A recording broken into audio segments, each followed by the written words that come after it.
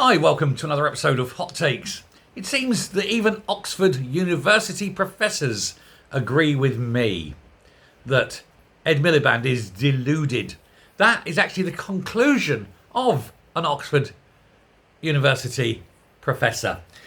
He's written this damning new report, and he's basically ridiculing the fact of the purported cheapness of renewable energy.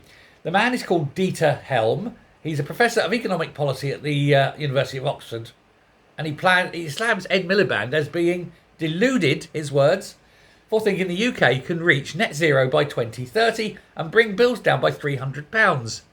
Now, Dieter Helm also says other things about this. He says wind and solar are intermittent. A unit of solar or wind power is not the equivalent value to a unit of gas or nuclear. He says, and to deliver the same output, the system needs an extra 60 gigawatts of capacity, plus costly transmission upgrades from Scotland and other offshore sites, which I've been saying for a long time. The national grid can't handle it. The national grid will need at least £100 billion invested in it. That's billion with a B, to be able to withstand this.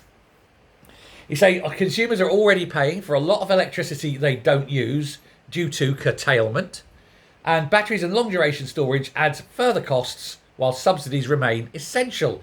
He says if renewables were 9 times cheaper, then there would be no need for a subsidy. They are basically 10 times more expensive than they need to be worthy of actually supplying electricity.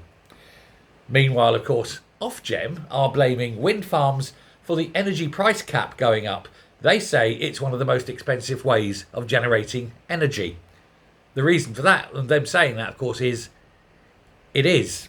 They're citing the increase in the balancing costs, where the national grid must pay to switch power plants on or off to keep the lights on as a cost-saving factor. So what happens is, on those occasions when the wind isn't blowing too fast or too slow and they allow the wind to generate power, they then have to go to the owners of the electricity stations and ask them to turn it off and pay them money for turning off the electricity station, the generator, gas generator or whatever, because they don't want to lose money when they're being switched off to let the wind generate the energy. I'm not making this up, This is true.